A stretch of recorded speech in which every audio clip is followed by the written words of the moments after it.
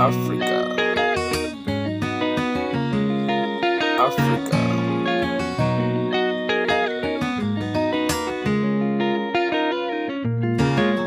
Africa.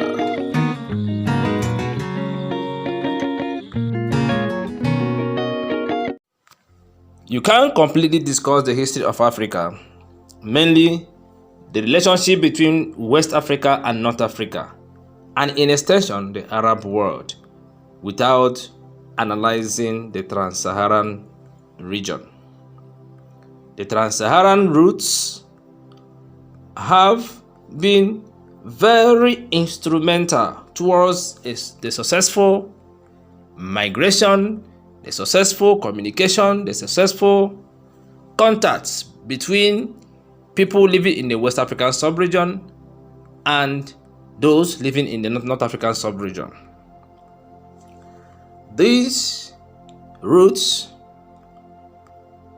are very important even to the present day.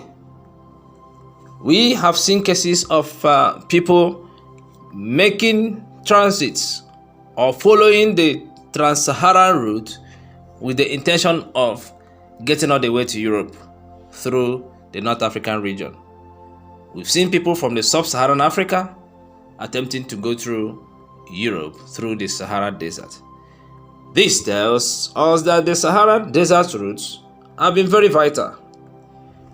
Now let's look at some of the important routes, some of the major important routes that played very important role during the Trans-Saharan Trade route period.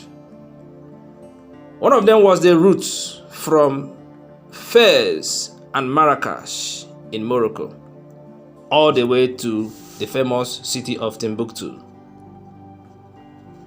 Merchandise collected from Fez and Marrakesh in Morocco were sent through this route. Some important trading towns under this route were Taodeni and Arawan.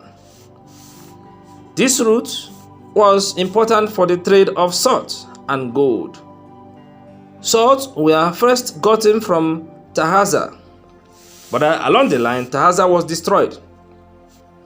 Tahaza, as a major source of salt, was later replaced by Taodeni. Gold, which was also traded upon within this route or through this route, was sourced from Timbuktu. This route was as well a cultural highway in addition to being a great commercial route for gold and salt. Some cultural values or cultural materials or cultural information were transited or transmitted through this route. Another important route was the one from Tunis and Kairwan up to or down to the Hausa land. From Tunis and Kairwan down to Hausa land. This route had Constantine in Algiers as an important entry port. Constantine in Algiers was an important entry port within this route. This route was famous for the commercial activities around the dye industry. The dye industry was mainly done in Hausa land. Hausa land was actually known, precisely Kano in Hausa land was highly known for dye activities. This route as well was famous for the business of spices or the sales of spices, Kolanut, beads, and glasses. Kano was famous for her dyeing industry, and clothes were sent from all the way Tripoli, Agades, down to Kano for dyeing. And after the dyeing of these clothes were returned back to or for sale or to be sold in many cities in North Africa, and also in extension to parts of Arab land. As I said, other important articles traded upon this route were spices, Kolanut, beads, and glasses. Another important route was the one from Tripoli in present-day Libya down to the Borno Empire. This route specialized on slave trade.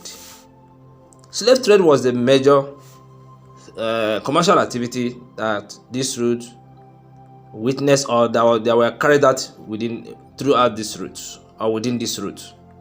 Salt trade was as well conducted through this route. Muzok and Kukwa were very important towns on this route. One other important route was the one that went eastwards from Kano, Borno, all the way through Darfur to the region of Egypt. This route was very important, and commercial activities were carried out. Now, the situation on the ground was that the Trans-Saharan Trade route period was at a time very interesting and rewarding. This was because business or commercial activities were carried out between North Africa and West Africa, and in extension, the Arab world. Although the route was not very easy, in that there are some hazardous activities or hazardous situations that we are witnessed in this route, but the help of guides, desert guides, helped towards the successful commercial activities in this route. One of the people that played very important role as desert guides were the Tuaregs. The Tuaregs were very instrumental as the desert guides within this route. The booming nature of the route was very clear.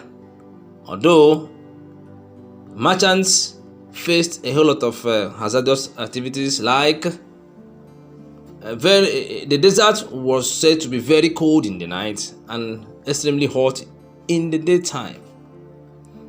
And then there were issues with sandstorm. But to avoid walking into these hazards, the merchants had to rely on experienced guides, which were as well rewarded. Unfortunately, the influence of the Trans-Saharan Trade route went down due to the establishment of the transatlantic trade.